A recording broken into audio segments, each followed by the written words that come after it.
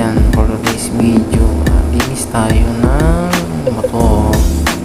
Siyempre ito natin si baby. Ayan, umaga pa lang siya na nagmamagaling, nangungulit. So gamit tayo ng Joy sa paglugas ng motor. Ito mabula kasi yung Joy eh. Pero ayan si baby, magaling pa rin. Ayan, so una natin ginawa, banlawan muna.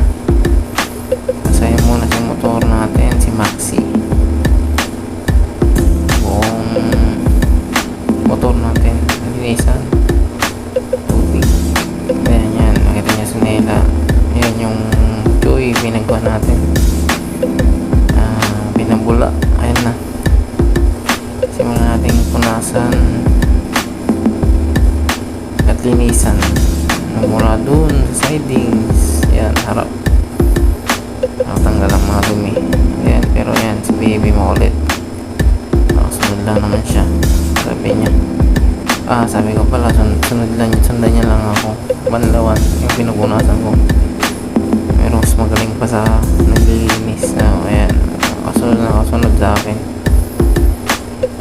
So ayan, malapit na matapos. Bali, mas makulit talaga si baby. Mas magaling talaga siya maglinis kaysa kay daddy.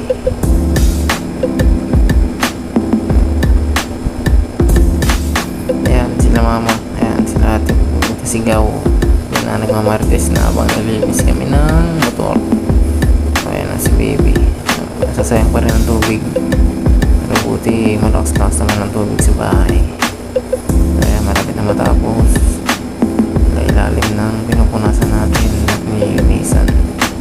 Si Anela, ayan, kukulit pa rin para matapos tayo. So ayan na nga, nakita nyo, tapos na pinupunasan pa. Sabi, ikaw English, daddy, it's my turn, ikaw pa niya. Pero ayan, nilinisan naman na maayos yung motor. So ayan nga, kada uwi ko naglinis ako ng motor, kasi yan lang ang time na nalinisan ko sa Maxi. Ayan, nakikita ko yung mga may gas, pero hindi naman nawawala yun. May mga matres dyan sa gilid. Nakita nyo yung mga yan, mga matres dyan sa gilid. Pero lang yung time ko sa motor para malinisan, makita ko may gas, may mga kulang sa ganito o sa pintura. Pero ayan, matapos na tayo. Tinungan tayo na nila. So